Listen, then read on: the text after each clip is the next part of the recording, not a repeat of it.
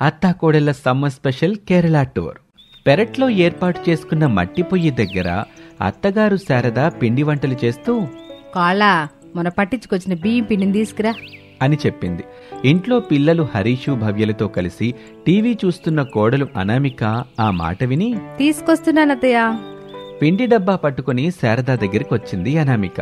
తీసుకోండి అత్తయ్య. నేను ఇక్కడ ఏం చేస్తున్నాను కోళ్ళ? ఏ పని పాట లేదని పిండి వంటలు చేస్తున్నారు అత్తయ్య. ఏ పని పాట లేదని కాదు కోళ్ళ, నేను ఈ పిండి వంటలు చేస్తుంది. మరెందుకు అత్తయ్య చేస్తున్నారు? పిల్లలకి సమ్మర్ సెలవులు ఇచ్చారు కదా, ఇంటి దగ్గరే ఉంటారు. తినడానికి ఏదో ఒకటి ఇంట్లో ఉంటే బాగుంటుంది కదా అని ఈ పిండి వంటలు చేస్తున్నా. అత్తయ్య, ఎప్పుడు చూడు మనకి ఇంటి పనులు వంట పనులేనా? మనం ఈ రెండు పనులు చేయడానికే పుట్టామా అత్తయ్య? యావెందుకు వాళ్ళ ఈరోజు కొత్తగా మాట్లాడుతున్నావు? అది కాదత్తయ్య, ఫెస్టివల్స్కి వచ్చే హాలిడేస్లలో ఎలాగో ఇంటి దగ్గరే ఉంటున్నాం, పిండి వంటలు చేస్తున్నాం. ఇవి సమ్మర్ హాలిడేస్లో కూడా పిండి వంటలు చేయకుండా ఎక్కడికైనా సరదాగా కుటుంబం మొత్తం వెళ్తామని అనుకుంటున్నావా? అంతేనా? అంతే అత్తయ్య. పిల్లలు కూడా ఏదైనా టూర్కి వెళ్తామని అంటున్నారు. ఎక్కడికి వెళ్దామో మరి నువ్వే చెప్పు. అత్తయ్య, మీరు పిండి వంటలు చేస్తూ ఉండండి. నేను పిల్లలతో మాట్లాడి బాగా ఆలోచించి కొన్ని టూరిస్ట్ ప్రదేశాలను సెలెక్ట్ చేస్తాను. పిండి వంటలు అయ్యాక మనం మాట్లాడుకొని ఫైనల్ టూర్కి వెళ్లే ప్లేస్ని సెలెక్ట్ చేసుకుందాం అని అనామిక లోపలికి వెళ్ళింది. టీవీ ఆఫ్ చేసింది. ఎందుకు మమ్మీ టీవీ ఆఫ్ చేసావు? టీవీ పెట్టమ్మా. పిల్లలు, నేను చెప్పేది వినండి. ఇప్పుడే నానమ్మ ఈ సమ్మర్లో మనమంతా కలిసి ఏదైనా టూర్కి వెళ్దామని చెప్పింది అని అనామిక చెప్పగానే పిల్లలు చాలా సంతోషపడతారు. ఎక్కడికి వెళ్దాం మమ్మీ? ఇంకా ఎక్కడికన్నది డిసైడ్ అవ్వలేదు పిల్లలు. ఇప్పుడు మనం కూర్చొని 2-3 టూరిస్ట్ ప్లేస్ల గురించి మాట్లాడుకొని ఒకటి ఫైనల్ చేసుకుందాం. రాత్రికి ఆఫీస్ నుంచి తాతయ్య డాడీ రాగానే చెప్పేద్దాం. సరే మమ్మీ అని అనామిక, హరీషు, భవ్యలు ముగ్గురు మాట్లాడుకుంటూ ఉంటారు. శారద పెరట్లో పిండి వంటలు చేస్తూ ఉంటుంది. అలా సమయం గడుస్తూ ఉంటుంది. 1 గంట తర్వాత శారద ఇంట్లో కూలర్ కింద చల్లగా కూర్చొని ఉంటుంది. అత్తయ్య, మజ్జిగ తీసుకురానా? తీసుకురా కోళ్ళ. అవును కోళ్ళ, పిల్లలు ఎక్కడికి వెళ్ళారు? పడుకున్నారు అత్తయ్య. నేను పిల్లలు కలిసి 4 టూరిస్ట్ ప్లేస్లను సెలెక్ట్ చేశాం. ఏంటా 4? అనామిక శారద అడగగానే ఆ 4 టూరిస్ట్ ప్లేస్ల పేర్లు చెప్పింది. నాకెందుకో కేరళకి వెళ్తే బాగుంటుంది అనిపిస్తుంది కోళ్ళ. నేను కూడా అదే అనుకుంటున్నాను అత్తయ్య అని అత్తాకోడలిద్దరూ మాట్లాడుకుంటూ ఉంటారు. అలా సమయం గడుస్తూ ఉంటుంది. రాత్రి 8 అవుతూ ఉండగా అందరూ భోజనాలు చేసి ఇంటి బయట మంచాలు వేసుకుని చల్లని వాతావరణంలో కూర్చున్నారు. కేరళ టూర్కి వెళ్లాలని అందరూ మాట్లాడుకుంటూ ఉన్నారు. ఏమంటారండి, కేరళ టూర్కి వెళ్దామా? ఎల్లొచ్చు శారదా. మీ అత్తాకోడలు ఇప్పటి వరకు ఇట్లాంటి టూర్లకు వెళ్దామని ఎప్పుడు అడిగింది లేదుగా. ఈ సమ్మర్లోనే కేరళ వెళ్దామని అడుగుతున్నారు. సంతోషమే. మీ కోరికతో పాటు పిల్లలు కూడా వెళ్తామంటున్నారు కాబట్టి తప్పకుండా వెళ్దాంలే శారదా. కాకపోతే అక్కడికి వెళ్ళి మనం ఏం చేద్దాం? మావయ్య, మనం చేయాలనుకుంటే బ్యాక్ వాటర్స్లో హౌస్ బోట్ రైడ్ చేసుకోవచ్చు. మున్నార్లో ఉన్న టీ తోటల్ని చూడొచ్చు. కోవలంలోని బీచ్లో సన్సెట్ని స్పష్టంగా చూడొచ్చు. పెరియార్ నేషనల్ పార్క్లో జంతువులను కూడా చూడొచ్చు. ఇక గురువాయూర్ ఆలయాన్ని సందర్శించుకోవచ్చు. మావయ్య, కేరళ ఒక అందమైన ప్రదేశం. మనం అక్కడ చాలా ఆనందిస్తాం. అక్కడి టూరిస్ట్ ప్యాకేజీలు ఎలా ఉన్నాయో ఏమో కదా అనామిక. బాబు రమేష్, టూర్ ప్యాకేజీలు సాధారణంగా నగరాలను సందర్శించడం, బ్యాక్ వాటర్స్, కొచ్చి, మున్నారు, తెక్కాడి, అలప్పుజ్ వంటి ప్రదేశాలని కలిగి ఉంటాయి. మనకు అందుబాటు ధరలోనే ఉంటాయిలే. ఓహో, అయితే అత్తాకోడలు అన్ని వివరాలు ముందే తెలుసుకున్నారనమాట. అవునండి, అన్నీ తెలుసుకుంటేనే కదా మీతో మాట్లాడడానికి అవకాశం ఉంటుంది. కేరళ తన సంస్కృతి, నృత్యాలు, కళలు, అలాగే ప్రత్యేకమైన వంటకాలకి పేరుగా ఉంది. హౌస్ బోట్ రైడ్స్ ఒక ప్రత్యేక అనుభవం. ఇవి బ్యాక్ వాటర్స్లో ప్రశాంతమైన ప్రయాణాన్ని కూడా అందిస్తాయి. అంతేకాకుండా కొచ్చి, అలప్పుజ్ మరెన్నో నగరాలను సందర్శించడం వల్ల వాటి చరిత్రలు, సంస్కృతి గురించి కూడా మనం తెలుసుకోవచ్చు. అదంతా బాగుందనమిక. మనం వెళ్ళటం ఎలా? కేరళకి విమానం, రైలు, బస్సులో కూడా ప్రయాణించవచ్చు. వివిధ రకాల వసతి సౌకర్యాలు అందుబాటులో ఉన్నాయి. వీటిలో హోటల్స్, రిసార్ట్స్, అలాగే హౌస్ బోట్లు కూడా ఉన్నాయి. అలా మాట్లాడుకుంటూ బడ్జెట్ని వేసుకుంటూ ఉంటారు. అన్ని వివరాలు తెలుసుకొని అందరూ కలిసి ఒక రోజున ట్రైన్లో కేరళకి బయలుదేరుతారు. అలా సమయం గడుస్తూ ఉంటుంది. శారద కుటుంబం కేరళ చేరుకుంటుంది. బోట్లో ప్రయాణం చేస్తూ కేరళ పచ్చని అందాలను ఎంతో మురిపెంగా చూస్తూ ఉంటారు. హరీషు భవ్యలు అలా బోట్లో ప్రయాణం చేస్తుంటే చాలా సంబరపడతారు. హరీష్, భవ్య, బోట్లో జర్నీ చేస్తుంటే మీ ఇద్దరికి ఎలా ఉంది? చాలా బాగుంది డాడీ. నేను స్కూల్కి వెళ్ళిన తర్వాత మా ఫ్రెండ్స్ అందరికీ మేము సమ్మర్లో కేరళకి వెళ్ళాం, అక్కడ మేము బోట్లో షికారు చేసామని చెప్తాను. అంతేకాదు తల్లి, బ్యాక్ వాటర్స్లో హౌస్ బోట్ రైడ్ని చూసామని, మున్నార్లో టీ తోటల్ని, కోవలంలోని బీచ్లో సన్సెట్ని, పెరియార్ నేషనల్ పార్క్లో అన్ని రకాల జంతువుల్ని కూడా చూసామని చెప్పాలి. వీటిని మనం నిజంగా చూస్తామా మమ్మీ? అవును బాబు. రే మనవడా, మనం summer special 7 days Kerala holidays ట్రిప్ని ఎంజాయ్ చేయడానికి వచ్చాం. ఈ 7 daysలో మనం అన్నిటిని దగ్గరికి వెళ్ళి అన్నిటినీ చూద్దాం. ఫుల్గా ఎంజాయ్ చేసిన తర్వాతే మనం తిరిగి ఇంటికి వెళ్తాం అని శారద చెప్పగానే పిల్లలు ఎంతో సంబరపడతారు. అలా బోటు షికారు ముగించుకొని ఒడ్డుకొచ్చారు. అందరికీ ఆకలిగా ఉంటుంది. శారద, బాగా ఆకలిగా ఉంది, ముందు భోజనం చేద్దాంగా? అవునానమ్మా, నాకు కూడా బాగా ఆకలి అవుతుంది. కోళ్ళ, కేరళ స్పెషల్ ఫుడ్ ఏంటి? ఇక్కడ అప్పం మరియు స్టూ, సజ్జం, మలబార్ బిర్యానీ, అవియల్ అలపి ఫిష్ కర్రీ, తట్టు దోశ, పుట్టు, ఇడ్లీ, మలబార్ మసాలా, ఇంకా వేడివేడి చేపలు, ఇలా చెప్పుకుంటూ పోతే చాలానే ఉన్నాయి అత్తయ్య. అయినా శారద, మనం హోటల్కి వెళ్ళి స్పెషల్ ఫుడ్ ఇక్కడ ఏంటో అది పెట్టమని చెప్తే వాళ్ళే అన్నిటినీ తీసుకొచ్చి పెడతారుగా. అవునండి అని అనుకొని అందరూ కలిసి ఒక హోటల్ దగ్గరికి వచ్చారు. ఆ హోటల్ ముందు ఒక లేడీ అక్కడి సాంప్రదాయబద్ధమైన చీరకట్టులో నవ్వుతూ వాళ్ళకి నమస్కారం పెట్టింది. అందరూ తిరిగి నమస్కారం పెట్టారు. శారద కుటుంబం లోపలికి వెళ్ళి ఒక టేబుల్ దగ్గర కూర్చుంది. ఇంతకు ముందు స్వాగతం పలికిన అమ్మాయి మళ్ళీ వాళ్ళ దగ్గరికి వచ్చింది. అనామిక వాళ్ళకి కావాల్సిన ఫుడ్ గురించి చెప్పింది. ఇక అన్ని రకాల కేరళ ప్రత్యేకమైన వంటకాలన్నీ తీసుకొచ్చి అందరికీ వడ్డించింది ఆ అమ్మాయి. ఇక వీళ్ళందరూ ఇష్టంగా తింటూ ఉంటారు. నానమ్మ, నాకు ఫిష్ కర్రీ నచ్చింది, చాలా బాగుంది. అయితే కడుపు నిండకు తిను మానవడా. భవ్య, నీకేం నచ్చిందే? నాకు కూడా ఫిష్ కర్రీ నచ్చింది నానమ్మ. శారద, నాకు ఇలాంటి సందర్భంలో ఒక మాట చెప్పాలనిపిస్తుంది. నాకు చెప్పాలనిపిస్తున్న నిజమేంటో చెప్పనా శారదా? చెప్పండి, ఏం చెప్పాలనుకుంటున్నారు? నాన్న ఏం చెప్పాలనుకుంటున్నారో నాకు అర్థమైపోయిందమ్మా. నాన్న, మీకంటే ముందు నేను చెప్పైనా? ఏంటి, మావి ఏం చెప్పాలనుకుంటున్నాడో మీకు ముందే అర్థం అయిపోయిందా? అదెలాగో చెప్పండి. ఏనానా, మీరేం చెప్పాలనుకుంటున్నారో నన్ను చెప్పమంటారా? బాబు రమేషు, నీకు నచ్చిన ఫుడ్ని నువ్వు ఆర్డర్ పెట్టుకొని తిను. నేను చెప్పాలనుకుంటుంది నేను చెప్తాను. సరే డాడీ, మీరే చెప్పండి అని చెప్పగానే అత్తాకోడళ్ళిద్దరూ ఒకరి వైపు ఒకరు అయోమయంగా చూసుకుంటారు. నేను చెప్తాను గాని మీ అత్తాకోడళ్ళిద్దరు మాత్రం ఎట్లాంటి ఫీలింగులు పెట్టుకోకూడదు. ఫీల్ అవ్వద్దు మరి.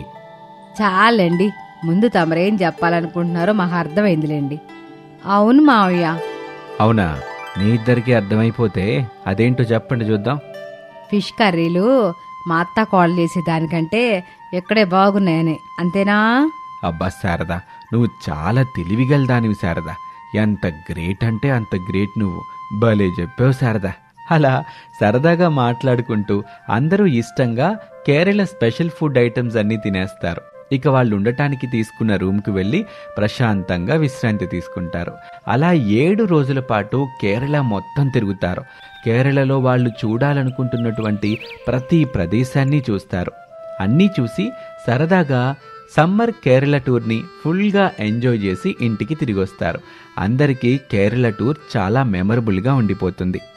ఇంట్లో ఉండే వాళ్ళైనా ఉద్యోగాలు చేసేవాళ్ళైనా కనీసం సంవత్సరానికి ఒక్కసారైనా పిల్లలకి హాలిడేస్ వచ్చినప్పుడు లేదో ఇంకేదైనా సందర్భంలోనైనా సరే మన దేశంలో ఉన్నటువంటి వివిధ చారిత్రాత్మక ప్రదేశాలు కానీ ఇలా సందర్శించటానికి వీలుగా ఉండేటువంటి ప్రదేశాలు కానీ వెళ్ళి మనం చూస్తే దాని ద్వారా మనం ఎంతో ప్రశాంతతని పొందటమే కాదు, ఎన్నో కొత్త విషయాల్ని తెలుసుకుంటాం. అక్కడి ప్రాంతాల చరిత్రను తెలుసుకుంటాం. అక్కడి సంస్కృతి సాంప్రదాయాలని వంటకాలని అన్నిటినీ తెలుసుకున్న వాళ్ళం అవుతాం. ముఖ్యంగా పిల్లలకి ఇలాంటి టూర్లు ఎంతగానో దోహదపడతాయి. ఇది వాల్టి కథ. మరొక ఆసక్తికర కథలో మళ్ళీ కలుద్దాం. అంతవరకు సెలవు, నమస్తే. ఎండాకాలంలో సాఫ్ట్వేర్ కోడలు. రాత్రి 11 దాటింది. వర్కింగ్ ఉమెన్స్ హాస్టల్లో ఉంటున్న సాఫ్ట్వేర్ అనామిక తన ఫ్రెండు సాధనతో కలిసి గేటు దగ్గరికి వచ్చింది. గేటుకి తాళం ఉంది, కానీ ఎక్కడా వాచ్మెన్ కనిపించలేదు. అనామిక చిరాగ్గా ముఖం పెట్టి, అబ్బా, ఈ వాచ్మెన్ ఇప్పుడు ఎక్కడికి వెళ్ళినట్టే? ఎందుకే అంత చిరాకు? వస్తాళ్లే, ఓపిక పట్టు. ఆయన నువ్వేంటే ఏ మాత్రం ఇష్టం లేని ఆ రమేష్ గురించి ఎందుకు అంత ఆరాటపడతా ఉంటావు? ఎప్పుడు చూడు అతని గురించి ఆలోచన చేస్తూ ఉంటావు. రమేష్లో అంతలా ఏముందో నాకు మాత్రం అర్థం కాదు. నువ్వు ప్రేమిస్తే నీకు అర్థమవుతుందని నా ఆరాటం, నా ఆలోచన. నువ్వు ప్రేమించిందే కాక నేను కూడా రమేష్ని ప్రేమించాలా? ఆ మాటకి అనామికకి కోపం వచ్చింది. కోపంతో చంపేస్తా. రమేష్ నావాడు. రమేష్ని నేను తప్ప ఎవరూ ప్రేమించకూడదు. ప్రేమించాలనే ఆలోచన కూడా చేయకూడదు. ఒకవేళ నీ మైండ్లో అలాంటి ఆలోచన ఏమైనా ఉంటే చెరిపేసుకో, లేదంటే ఫ్రెండ్ అని కూడా చూడను అని వార్నింగ్ ఇచ్చింది అనామిక. సాధన నవ్వుతూ ఉంటుంది. నేనిక్కడ వార్నింగ్ ఇస్తుంటే నువ్వేమిటి అలా నవ్వుతున్నావు? నువ్వు కూడా మామూలు అమ్మాయివేనని, నీకు అసూయ, ద్వేషం, ఈర్ష్య కలుగుతాయని తెలిసిన తర్వాత నవ్వకుండా ఎలా ఉంటాను చెప్పు? అమ్మాయి ఎంత పెద్ద జాబ్ చేసినా తను ప్రేమించిన వాడిని ఇంకో అమ్మాయి చూస్తుందని, ఇష్టపడుతుందని, ప్రేమిస్తుందని తెలిస్తే మాత్రం అసలు ఊరుకోదే. సరేలే, ఇంత రాత్రి వేళ రమేష్ ఉంటున్న రూమ్కెళ్ళి తన పుట్టినరోజుని 12 గంటలకి కేక్ కట్ చేయించడం అవసరమా చెప్పు? చాలా అవసరం సాధన. ఇలాంటివి చేసేటప్పుడు ఎంత థ్రిల్ కలుగుతుందో పెళ్లి తర్వాత చెప్పుకుంటే అంతే థ్రిల్ కలుగుతుంది. అయినా నువ్వెవరైనా ప్రేమిస్తే కదా నీకు ఇలాంటి ఎక్స్పీరియన్స్ వచ్చేది అని అనామిక చెబుతూ ఉండగా వాచ్మెన్ గేటు దగ్గరికి వచ్చాడు. ఏమిటమ్మా, వెరీ పడుకోకుండా గేటు దగ్గర ఏం చేస్తున్నారు? వాచ్మెన్ అంకుల్, నేను అనామిక బయటికి వెళ్ళాలి, 1 గంటలో తిరిగి వచ్చేస్తాం. వామ్మో, ఇంత రాత్రి 2 ఆడపిల్లలు బయటికి వెళ్ళటమే మంచిది కాదు. పైగా 1 గంట తర్వాత తిరిగి వస్తామని చెప్తున్నారు. వద్దు తల్లి, నేను గేటు తాళం తీయను. వాడినికి తెలిస్తే నా ఉద్యోగం పోతుంది. వద్దు, నేను గేటు తాళం తీయను. అలా అనక అంకుల్, కావాలంటే 500 ఇస్తాను, గేట్ తాళం తీయండి. అంకుల్, మీ జాబ్ ఎక్కడికి పోదు, నేను గ్యారంటీ ఇస్తున్నాను. మేము రోజు వెళ్ళట్లేదు కదా అంకుల్, ఈరోజు ఎలాగైనా మేము బయటికి వెళ్ళాలి. గేటుకి తాళం తీయండి. ఒకవేళ వార్డెన్ మేడం అడిగితే గోడ దూకి వెళ్ళామని మేము చెప్పుకుంటాం అంకుల్. ఇద్దరూ కలిసి వాచ్మెన్ ని బ్రతిమిలాడతారు. చివరికి ఆ వాచ్మెన్ హృదయం 1000 రూపాయలకి కరిగింది. డబ్బులు తీసుకుని గేటు తాళం తీశాడు. అనామిక, సాధన సంతోషంగా హాస్టల్ నుంచి బయటకొచ్చారు. స్కూటీ ఎక్కారు. రమేష్ తన ఫ్రెండ్ కిషోర్తో కలిసి రెంటుకుంటున్న ఫ్లాట్ బాల్కనీలో ఒంటరిగా నిలబడి ఉన్నాడు. ఏమాత్రం ప్రశాంతంగా లేని నగరం వైపు చూస్తూ ఉంటాడు. ఏంటో ఈ మహానగరం, రాత్రి 12 కావస్తున్నా ఏమాత్రం వాహనాల జోరు మాత్రం తగ్గటం లేదు. రోజు రోజుకి పెరుగుతుంది తప్ప కొంచెం కూడా తగ్గుతున్నట్టుగానే అనిపించట్లేదు అని అనుకుంటూ ఉండగా రింగ్ అవుతున్న రమేష్ సెల్ ఫోన్ని తీసుకుని కిషోర్ అక్కడికి వచ్చాడు. రమేష్ కిషోర్ వైపు చూశాడు. ఆ ఫోన్ తీసుకొని చూస్తే అనామిక కాలింగ్ అని పడింది. రామ్, అనామిక ఫోన్ చేయటం 3వసారి, లిఫ్ట్ చేసి మాట్లాడరా అని రమేష్కిచ్చి వెళ్ళిపోతాడు. అనామిక, సాధన ఇద్దరూ రమేష్ ఉంటున్న ఫ్లాట్ దగ్గరికి వచ్చారు. రమేష్ అయిష్టంగా అనామిక ఫోన్ని రిసీవ్ చేసుకున్నాడు. ఏంటో చెప్పు. రామ్, నీ ఫ్లాట్ దగ్గర ఉన్నాం, ప్లీజ్ బయటికి రా. రమేష్కి కోపం వచ్చింది. కంట్రోల్ చేసుకుని ఈ టైంలో ఏంటను ఫోన్ పెట్టేసి బయటకొచ్చాడు. అనామిక సాధనని చూసి హాయ్ చెప్పాడు. అనామిక, సాధన టైం చూసుకుని స్కూటీ మీద కేక్ పెట్టారు. క్యాండిల్ కూడా వెలిగించారు. రమేష్ షాకింగ్గా చూస్తూ ఉంటాడు. టైం 12 అయింది. Happy birthday Ram. Anamika shake hand ఇచ్చింది. థ్యాంక్ యూ అను. రమేష్ కూడా షేక్ హ్యాండ్ ఇచ్చాడు. బ్రదర్, కేక్ కట్ చేయి. ఇక రమేష్ కేక్ కట్ చేశాడు. అనామిక, సాధన చప్పట్లు కొట్టి బర్త్డే విషెస్ చెప్పారు. రమేష్ కేక్ కట్ చేసి అనామికకి తినిపించాడు. అనామిక ఫుల్ ఖుషి అయింది. అనామిక కూడా రమేష్కి తినిపించింది. ఆ తర్వాత సాధన కూడా కేక్ పెట్టింది. చాలా థ్యాంక్స్ అను, ఇక మీరు హాస్టల్కి వెళ్ళండి.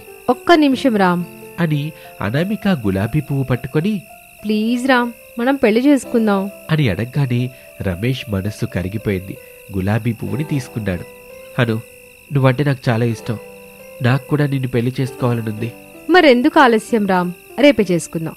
అందుకు తగిన ఏర్పాట్లు నేను చేస్తాను. నువ్వు వెళ్ళి హాయిగా పడుకోరాం, టెన్షన్ తీసుకోకు. నీ అందం కొంచెం దగ్గర నేను ఊరుకోను. అను, నీకు మా అమ్మ గురించి చెప్పాలి. ఓహో, మా అత్తయ్య గారి గురించా? చెప్పురామ్. అను, మాది కృష్ణపురం. మా అమ్మ శారద. తనకి పట్టింపులు ఎక్కువ. పశువులు పాకలో ఉండాలి, పక్షులు చెట్ల మీద ఉండాలి, జంతువులు అడవిలో ఉండాలి, కాకి పెట్టిన పిండాలని తినాలి, చెప్పులు ఇంటి బయటే ఉండాలి, ఆడపిల్ల బొట్టు లేకుండా ఉండకూడదు, జుట్టు గాల్లోకి వదిలిపెట్టకూడదని ఎన్నో రూల్స్ పెడుతుంది. అందుకే అసలు నాకెవరు పిల్లనివ్వటానికి ముందుకు రావటం లేదు తెలుసా? రామ్, నీకు నేను రాసి పెట్టున్న తర్వాత వేరే సంబంధాలు ఎలా వస్తాయి? నాకు అప్పుడప్పుడు అదే అనిపిస్తుంది అనామిక. కానీ అప్పుడప్పుడు నిన్ను పెళ్లి చేసుకొని నీ జీవితాన్ని నరకం చేయటం ఎందుకు అనిపిస్తుంది. అలా ఎందుకు అనుకుంటావు రామ్? అత్తయ్యకి ఇన్ని పట్టింపులున్నాయంటే ఖచ్చితంగా ఆడపిల్ల ఇంటి పట్టున ఉండాలనే పట్టింపు కూడా ఉండే ఉంటుంది కదా. అవునను, మగవాళ్ళు బయట పనిచేసి సంపాదించాలి, ఆడాలు ఇంటి పట్టున ఉండి ఇంటిని పిల్లల్ని చక్కబెట్టుకోవాలని ఎప్పుడూ చెప్తూ ఉంటుంది మా అమ్మ. నువ్విక్కడ సాఫ్ట్వేర్, లక్షల్లో ప్యాకేజ్, మరి నన్ను పెళ్లి చేసుకుంటే? ఇవేమీ ఉండవు. ఇంటి పని వంట పనే కాకుండా దాదాపుగా అన్ని పనులు నేనే చేయాలి, అంతే కదా? అంతే అను, నువ్వే చేసుకోవాలి. అను, ఇంకొక విషయం, మన ఇంట్లో అమ్మా నాన్నలతో పాటు మా అక్క బావలు కూడా ఉంటారు. బావ నాన్న పొలం పనులు చేస్తూ ఉంటారు, అమ్మ అక్క ఇంటి పనులు చేస్తూ ఉంటారు. ఇప్పుడు నువ్వు కోడలివి కాబట్టి ఇంటి పనులన్నీ నీతో చేయిస్తారు. రామ్, ప్రేమించే భర్త తన పక్కనే ఉంటే భార్య ఎన్ని కష్టాలైనా భరిస్తుంది అని అనామిక చెప్పిన మాటతో తన మనసుని రమేష్ అర్థం చేసుకున్నాడు. మరుసటి రోజున సాఫ్ట్వేర్ అనామికని పెళ్లి చేసుకుని కృష్ణాపురంలో ఇంటికి తీసుకొచ్చాడు. తల్లిదండ్రులైన శారదా ప్రసాదులు, అక్కా బావ అపర్ణ సిద్ధయ్యలు ఒప్పుకున్నారు. ఇక అప్పటి నుంచి సాఫ్ట్వేర్ కోడలు అనామిక తన ఉద్యోగానికి రిజైన్ చేసి ఇంటి దగ్గరే ఉంటూ ఇంటి పని వంట పని చేస్తూ ఉంటుంది. పెళ్ళైనప్పటి నుంచి రమేష్ ఇంటి నుంచి ఆఫీస్కి వెళ్ళొస్తూ ఉంటాడు. ఇలా రోజులు గడుస్తూ ఉంటాయి. ఇక ఎండాకాలం రానే వచ్చింది. ఎండలు ఘోరంగా మండిపోతూ ఉంటాయి. ఒక రోజున అనామిక, అత్తయ్య, ఇంతెండల్లో పొలం దగ్గరికి వెళ్ళి మామయ్యకి అన్నయ్యకి లంచ్ బాక్సులు ఇచ్చి రావాలంటే చాలా బాధగా ఉంది. పొద్దున్నే మామి వాళ్ళు వెళ్ళేటప్పుడు లంచ్ బాక్సులు కడతాను. అలా చెయ్యొద్దు కోళ్ళ, ఇది ఎండాకాలం కదా, ఒక్కోసారి అన్నం పాడైపోద్ది. అదీగాక ఆయన అల్లుడు గారు లంచ్ డబ్బాలు తీసుకెళ్లి చెట్ల దగ్గర పెడతారు. ఏ కుక్కో పిల్లో వచ్చి తినేసి వెళ్ళే అవకాశం కూడా లేకపోలేదు. అందుకని నువ్వే 11 గంటలకు వంట చేసి 12 గంటలకి ఇంటి నుంచి బయలుదేరితే 1 గంటకల్లా పొలానికి వెళ్తావు. వాళ్ళు తింటారు. తిన్న తర్వాత తిరిగి ఆ డబ్బాలు తీసుకుని వచ్చే. సాఫ్ట్వేర్ కోడలు అనామిక అత్తగారికి ఎదురు మాట్లాడలేకపోతుంది. ఇష్టపడి రమేష్ని పెళ్లి చేసుకున్నందుకు అన్ని పనులు చేయాలనుకొని ఎండలో గొడుగు లేకుండా లంచ్ బాక్సులు తీసుకుని మట్టి రోడ్డు మీద నడుస్తూ వెళ్తూ ఉంటుంది. ఇంటి దగ్గర అత్తగారు శారద కూలర్ పెట్టుకుని పడుకుంటుంది. ఆడపడుచు అపర్ణ టేబుల్ ఫ్యాన్ పెట్టుకుని పడుకుంటుంది. సాఫ్ట్వేర్ కోడలు అనామిక మాత్రం లంచ్ బాక్సులు పట్టుకుని పొలం గట్టున ఉన్న చెట్టు దగ్గరికి వచ్చింది. ఆ చెట్టు కింద ఎండ కలిసిపోయి ప్రసాదు సిద్ధయ్యలు కూర్చొని కబుర్లు చెప్పుకుంటూ ఉంటారు. అనామిక వాళ్ళకి అన్నం పెడుతుంది. కోళ్ళ, నేను అల్లుడు అన్నం తినేలోపు నువ్వు అలా టమాటా తోటలోకి వెళ్ళి కొన్ని టమాటాలు కోసుకో, రేపు కూర చేయడానికి కావాలి కదమ్మా. సరే మావయ్య అని అనామిక ఆ చెట్టు కింద నుంచి బయలుదేరి టమాటా తోటలోకి వచ్చింది. ఇక్కడైనా కాసేపు చెట్టు నీళ్ళలో హాయిగా ఉండొచ్చని అనుకుంటే మావయ్య కూర కోసం టమాటాలు తీసుకెళ్ళమని చెప్పాడు. మళ్ళీ ఎండలోకి వచ్చాను అని అనామిక ఒక బుట్టలో టమాటాలు ఏరుతూ ఉంటుంది. అలా సమయం గడిచిపోతూ ఉంటుంది. ఇంటి దగ్గర శారద అపర్ణ హాయిగా పడుకొని ఉంటారు. అనామిక తోటలో కోసిన టమాటాల్ని బుట్టలో వేసుకుని తల మీద పెట్టుకుని ఇంటికొచ్చింది. కూలర్ పెట్టుకుని పడుకున్న అత్తగారిని, టేబుల్ ఫ్యాన్ పెట్టుకుని పడుకున్న ఆడపడుచు అపర్ణని చూసింది. అనామికకి దుఃఖం వచ్చింది. ఏడుస్తూ అలా అరుగు మీదే కూర్చుంది. అప్పుడు అనామిక అంతరాత్మ అక్కడ ప్రత్యక్షమైంది. ఏడుస్తున్నావా? ఇంకేం చేయను మరి. అనామిక, నువ్వు సాఫ్ట్వేర్ కోడలివి. అత్తయ్యకి ఆడపడుచుకి తగిన విధంగా బుద్ధి చెప్పాలి, కానీ ఇలా ఏడుస్తూ కూర్చోకూడదు. బుద్ధి చెప్పాలని నాకు ఉంది, కానీ ఎలా అనేది అర్థం అవట్లేదు. నేను చెప్పినట్టు చెయ్యి అని ఆ అంతరాత్మ ఒక ఐడియా ఇచ్చింది. ఆ ఐడియా విని అనామిక చాలా సంతోషపడింది.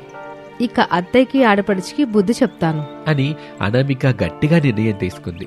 ఇంతకీ అనామిక అంతరాత్మ సాఫ్ట్వేర్ కోడలు అనామికకి చెప్పిన ఐడియా ఏంటి? అనామిక తన అత్తయ్యకి ఆడపడుచుకి ఎలా బుద్ధి చెప్పనుంది? బుద్ధి చెప్పిన సాఫ్ట్వేర్ కోడలు భాగంలో ఈ విషయాన్ని మనం తెలుసుకుందాం. ఈ స్టోరీ మీకు నచ్చితే మీ ఫ్రెండ్స్తో షేర్ చేయండి. అలాగే మా ఛానల్ని సబ్స్క్రైబ్ చేసుకోవడం మర్చిపోకండి. Thank you for watching.